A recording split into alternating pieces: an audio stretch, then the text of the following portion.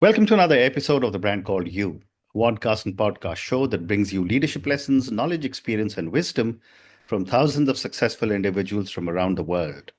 I'm your host, Ashutosh Garg, and today I'm delighted to welcome a very senior professional with a deep understanding of artificial intelligence from Texas, USA, Mr. Geoff Woods. Geoff, welcome to the show. Thank you so much for having me. Geoff is an author of a book titled The AI Driven Leader: Harnessing AI to Make Faster, Smarter Decisions. And he has a close connection with India because he worked in India as the former Chief Growth Officer of Jindal Steel and Power. So, Geoff, a few questions for you personally, and then we'll move to your book. You led Jindal Steel and Power to remarkable growth from 750 million to over 12 billion in just 4 years. What were some key leadership principles that guided you through this journey? First and foremost, I have to give credit to the Jindal family Mhm. in terms of what they have built, the leaders they assembled, their vision. Mr. Jindal was kind to credit me with some of that growth on the book, saying that my guidance supported the way, Mhm. but team effort. Um, I think it's a few things. Mhm. One, I think people are setting goals based on what they think they can do Mhm. versus setting goals that are so big that it would require them to reinvent who they are Mhm. and who they would have to become. Mhm. And in my conversations with the Jindal family, when we looked to the future, Mhm. their ambition, their vision was huge. Mhm. The thing that I do really well is I ask really great questions to great leaders, and I can turn their vision into something crystal clear that you can then translate through an organization in the form of actions. Right. So being able to understand what the Jindals wanted and to be able to turn that into a long-term strategic plan, to Mhm. compress that into a short-term focused business plan, and then to align the leaders through every operating company to the point that every single person every week Mhm. knew what are the top 20% priorities I have to focus on this week. They're going to drive 80% of the results. Most companies don't have that. Mhm. That was a big part of Mhm. our work. Fascinating. And you transitioned from traditional leadership roles into becoming an advocate for AI-driven leadership. What Yes. sparked your interest in AI? So we have to actually go further back. It was my senior year of university. I'm doing an internship, and I sat down with the CEO and Mhm. I asked him what job I should get after school. Mhm. He looked at me and he said, Geoff, you're asking the wrong question. Mhm. You should be asking, what are the skills I can master that are so valuable they'll serve me no matter where I go? Mhm. Then go find jobs that will help you build those skills. Mhm. That career advice I have carried through from every chapter. Just what are the skills that I can master that are going to serve me no matter where I go? Mhm. It was 2015. I had partnered up with two gentlemen in the US, Gary Keller and Jay Papasan. Gary runs a company called Keller Williams. It's the largest real estate company in the world. He's a multi-billionaire. He wrote a book called The One Thing. Very popular book, one of Naveen Jindal's favorite books. That's how we got connected. I partnered with them to turn their book into a company. Mhm. And I had to master this ability to ask the right questions. And that's where I learned a lot about leadership, a lot about strategic planning.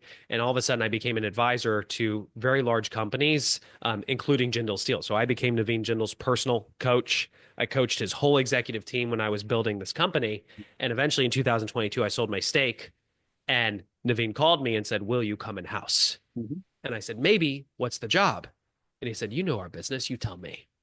And something that I did here is I thought, okay, who do I want to become in the next chapter of my life? Mhm. What are the skills that I want to develop and harness? Because I think they'll serve me no matter where I go. And Mhm. how can I craft a job description that would force me to become that person, or else I would fail? Mhm. And that's where I came up with this idea of being global chief growth officer. Because Jindal Steel and Power is one of many companies Yeah. that the family owns. And I saw an opportunity to develop processes at a group level that if we drove them through every operating company would unlock growth across the entire portfolio. It was December of 2022 when I saw ChatGPT for the first time. And when I saw it, I really felt like I saw the future. And I think like a lot of leaders, I definitely thought, okay, I'm so busy, I'll delegate this to somebody else, or, I'll have the tech team take this on. But then I thought, you know what? I think this is a skill that's worth mastering. I think this is going to serve us no matter where we go. And so I dove in. The problem is I was asking myself the wrong questions when it came to using AI. I was asking, how can I use this to write a better email? And no wonder I'm disappointed with the results. But when I started asking different questions, which was how might I use AI to enhance my ability to think strategically as a chief growth officer, that was the big unlock. Every quarter, I was flying to Delhi and I was at Naveen's house and I walked him through how I was using AI. And I made this pitch. I said, this is the future. And he said, I agree. I said, I think we should drive it through the whole company. He goes, I agree. I said, this is so important. I think you should own this as chairman of the board. And he looked at me and he said, no. How about you do it? Which I immediately said yes. But the problem is I didn't feel like I had all the skills to be successful. And that led to partnering with Google and I learned a ton working with them. But eventually I realized that there was a bigger problem because all these companies are pushing AI like a solution, looking for a problem. AI adoption is not your goal. Yeah. Driving growth is, but people were distracting what the priority was. And that's when ultimately I resigned as chief growth officer and said, I'm going to make a dent in the universe on this. I'm going to write a book about this. And the AI driven leader was born. It hit #1 in the world. And then I built a company called AI Leadership, focusing on helping senior executives shift how they think about the technology and how they harness this to cast an enhanced vision, to divide a strategy for how they're going to win, and how they lead the change throughout their company. Amazing. So, Geoff, let's talk about your book, The AI-Driven Leader, Harnessing AI to Make Faster, Smarter Decisions. Let me start by asking you, and you've told me an amazing story of how you brought AI and so much of that into the Jindal Steel and Power businesses. What are some of the biggest misconceptions business leaders have about AI when it comes to strategic decision making? One, most leaders still think of, when they think of generative AI, they think of it like a really smart Google that they can ask questions to, or they think of it like an assistant to help them with tasks, like writing a better email. I figured, but my realization is those are the 80-20 rule. Those are the 80% tasks that only drive 20% of the results. They have not shifted the questions they're asking themselves and asking, how do I harness this on the 20% that drives 80% of the results? And for leaders, that all comes down to strategic thinking and decision making. And here's the big shift. Instead of asking AI questions like Google, I turn the tables and I make AI interview me to stress test my thinking, to pull additional context out of my head. And here's a practical example of what that looks like. I was sitting down with a group of CEOs and I asked, what are the biggest challenges you're facing right now that if we can solve them, it would unlock a new level of growth? The question itself is strategic because, again, for a guy who wrote a book about AI, I don't care about AI. I care about you hitting your goals. And so I want to focus on what matters most. And one leader looks at me and he says, I got a good one for you. I leased all this. He runs a manufacturing company here in the US. He leased all this equipment from a company in Japan, but things have shifted in the market and the debt structure is killing him. He's literally going to go bankrupt if he cannot get it restructured. And I go, okay, that's a 20%er. What have you done? And he goes, I feel like I've tried everything. And he lists 5 strategies he had deployed. He said, none of this has worked because this is a public company in Japan. The board is refusing to restructure the debt because they think they'll lose face in Japanese society. Because I have no next step. We're probably going out of business. Can AI help? Now, that is a worthy use case. I have a framework for how I communicate with AI. And for people who are listening to this, if you only take one thing from this episode, it's this. It's called CRIT. CRIT. Context, role, interview, task. Like so important that I actually have this on a sticky note on my desk. And Mm-hmm. for those of you listening on audio, I'm literally holding a sticky note up to the camera. It says Mm-hmm. context, role, interview, task. I have that on my desk. And then I have another sticky note that says, how can AI help me do this? I Mm-hmm. have these two sticky notes on my desk at Mm-hmm. all times because then Wow. when I'm doing my work, I'm not trying to start doing AI randomly. Yeah. I'm applying it to what I'm already doing. So, how can Mm-hmm. AI help me do this? Yeah. Gives me awareness, context, role, interview, task, tells me how to talk to it. Amazing. Amazing. You also mentioned AI as a thought partner. Can you elaborate on what exactly this concept entails? Yes. So, here's what it means to engage it as a thought partner. Mm-hmm. Here's the prompt I wrote for that CEO. Mm.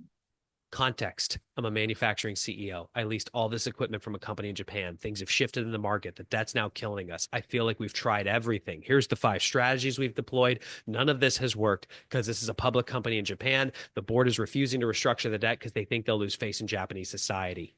Role. Your role is to act as an investment banker with deep expertise in restructuring debt. Interview me.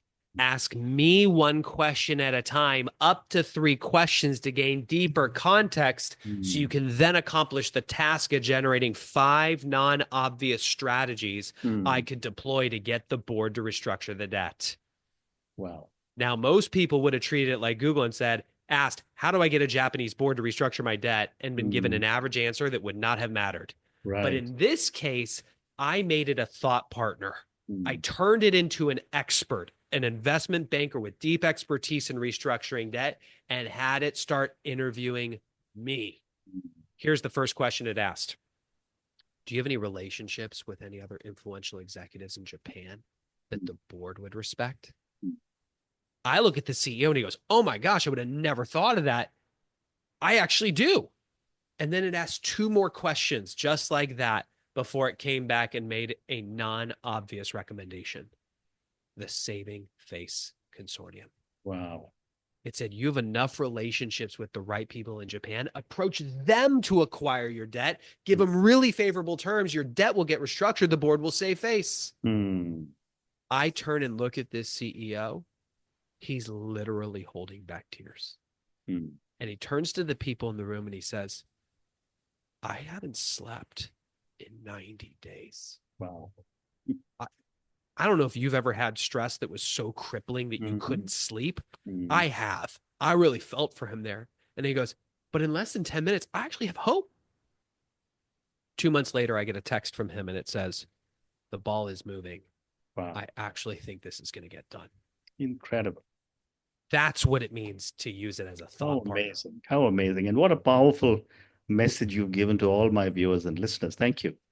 Yeah. So You here, let me also, make it, yeah, can I make it really practical? absolutely. I want you to think about the single biggest challenge you are facing right now in your business and recognize that you now have access to expertise of the world in your fingertips. Mm. Open AI, whatever AI tool you want, and type in context, role, interview, task, and then fill in the gaps. Context, describe all the context about the problem you're facing. Mm. Role, what expert would you love to be able to tap into right now and be specific? Mm. Interview, this is where you say, interview me, ask me one question at a time, Mm. up to 3 questions to gain deeper context. Literally, just write exactly what I just said to you. And then task, tell it what you want it to do. You Mm. can literally pause the episode and write this right now, and AI will start to interview you to pull deeper context out of your head as that expert based on the context you gave it,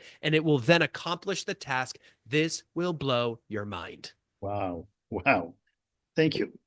You also highlight the risk of leaders being stuck in operational weeds. How can AI practically help leaders escape this trap?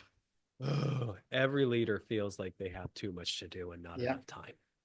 But your ability to think strategically is the difference between growing your business Mm. or going out of business. This is a phenomenal use case. Pull up any AI tool you want, Mm. type in context, role, interview, task. Then give it the context. Context.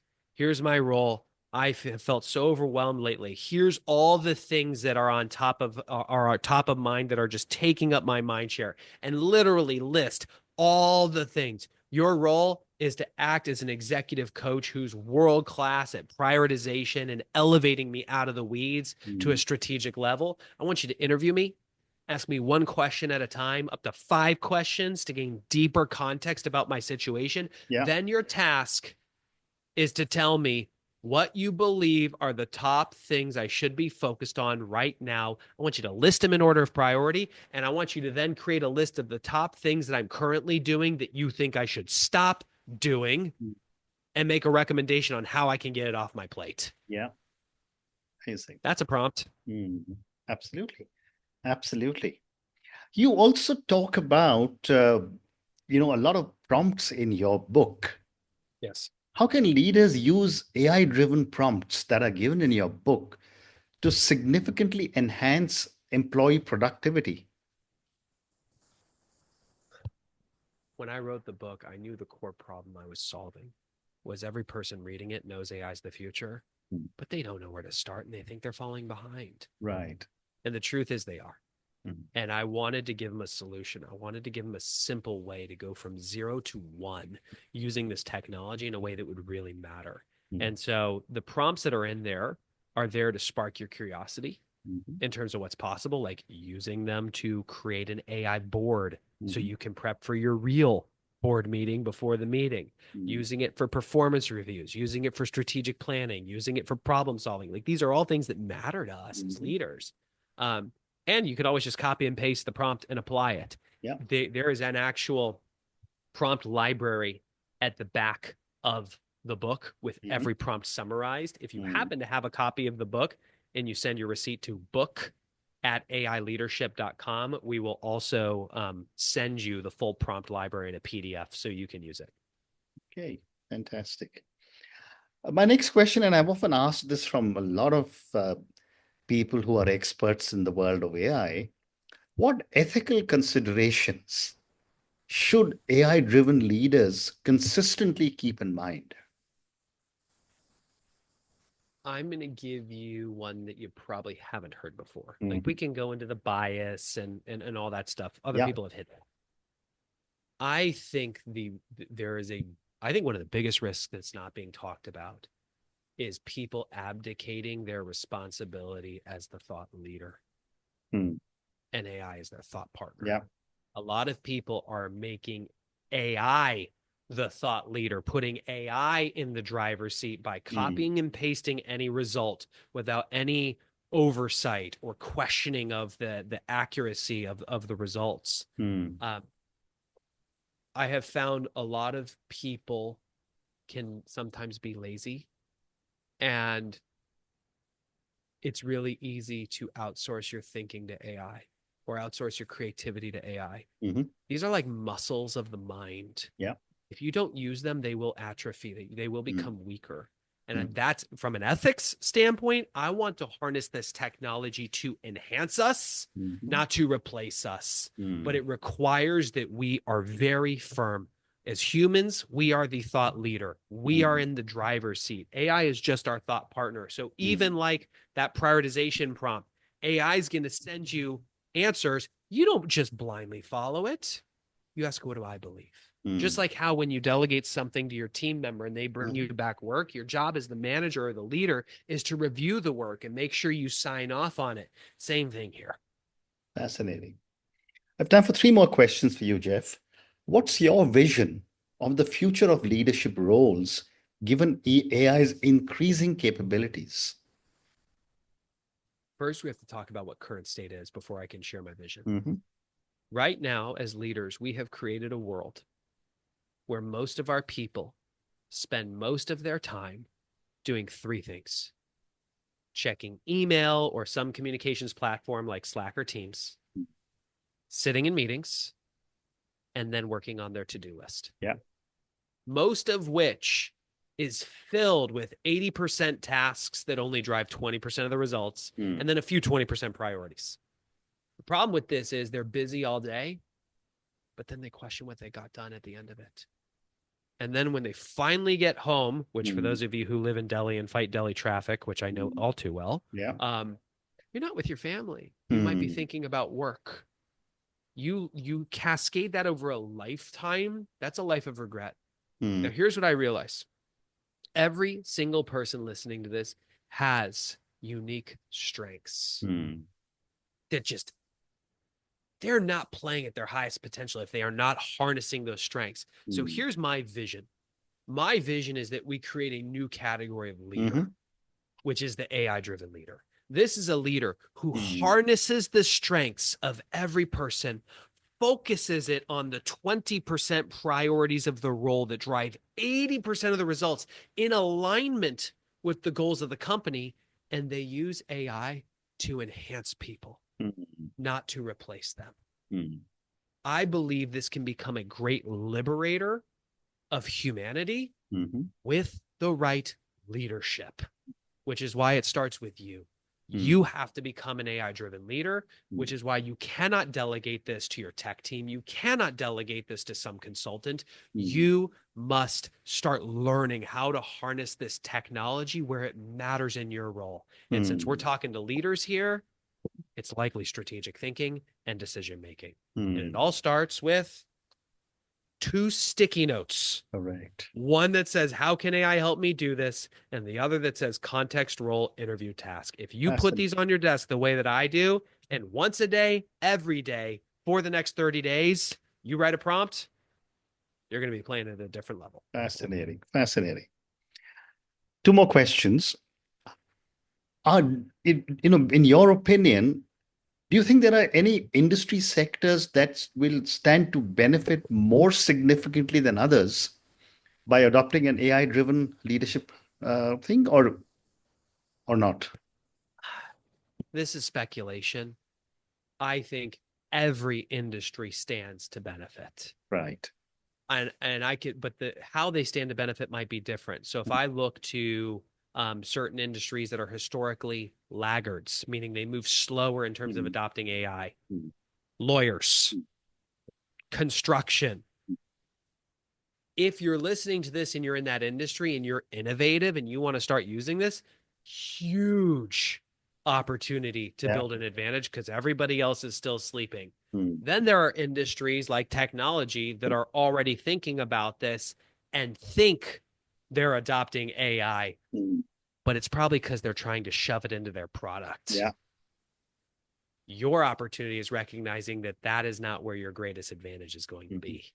Your greatest advantage, you've got to start by using it yourself and with your people to make them more productive. Then you drive operational efficiency. Then you start weaving it into products or service. But your real advantage is to look internally at what are our internal capabilities that are valuable, Mm. rare, or costly to imitate. Those three things are your source of a sustainable competitive advantage. AI Mm. is not going to be your competitive advantage. Yeah. That's like saying I use the internet and that's why we win. It's Correct. going to become that common. But Absolutely. using AI to enhance what makes you you, Mm. that's your opportunity. Amazing. And my last question for you, Geoff. You've built the AI-driven leadership collective, a network of executives who use AI strategically. Why did you feel the need for such a network? And what insights have emerged from So collaborating with such leaders? you're a YPOer. Yeah, So you understand the power of surrounding yourself with the right people, right. asking the right questions, and tapping into collective knowledge. I literally wrote the book for YPOers, by Mm. the way. Okay. Uh, I have the same belief, which is I think if you are asking yourself, how do I learn enough to make sure I'm always ahead on AI? Mm. You've already lost. It's moving too fast. And the Mm. fact that it's generative, you can never keep up on Mm. your own. And this is where I had this fundamental belief of I never want to be the guy with all the answers. I want to be the guy surrounded by the most talented AI driven leaders in the world. And I want to do what I do best, which is I ask the best questions. You ask Venkatesh Jindal, what am I best at? He says, I ask the best questions in the world. I Mm. want to ask the best questions in the world to the smartest leaders in the world and centralize all their knowledge on how they're thinking about AI and leading their companies so everybody knows everything everyone knows. I see. You then can say, based on that, what are the 20% actions I am going to take in my organization? You will never be behind. You will always be ahead. So that was the belief behind the collective. And I am consistently blown away at what is coming out from our members. We are creating the future of work together. Amazing. And on that note, Geoff, I just want to say what an amazing conversation this has been. I thought I understood AI, but I think I've learned many, many new things from you today. I just love the way you simplified it to your CRIT framework, which is context, role, interview, and task. And believe me, this will go on my table the moment I finish my conversation on a sticky note. Thank you for talking to me about your amazing ability to ask questions at Jindal Steel and Power, and of course later. Thank you for talking to me about your book, The AI Driven Leader. I'm going to ask all our viewers and listeners to go and check out Geoff Woods' book. I'm going to get a copy for myself soon. Thank you for talking to me about the biggest misconceptions about AI as a thought partner and about the amazing story with your Japanese client. Thank you also for talking to me about the AI driven prompts, which are available in plenty in your book, and for the future of leadership and how leaders can use AI. Thank you again and good luck. Thank you. May I make a quick ask? Absolutely. One, if this episode brought value to you, do us both a favor. Share it. Go on LinkedIn, share the episode, and specifically teach the people who care enough about you to follow you what you learned. This is such a big gap for leaders. You will be making a huge impact. You will also be helping out the both of us. And if there's anything we can do to support you, our website is aileadership.com. I would strongly encourage you to get on the newsletter. We write an email every week for leaders who don't read emails. We share real use cases with the actual prompts every week just to help you further think through how you can apply this. Wonderful. Thank you again and good luck. Thank you for listening to the Brand Called You videocast and podcast, a platform that brings you knowledge, experience, and wisdom of hundreds of successful individuals from around the world. Do visit our website www.tbcy.in to watch and listen to the stories of many more individuals. You can also follow us on YouTube, Facebook, Instagram, and Twitter. Just search for the Brand Called You.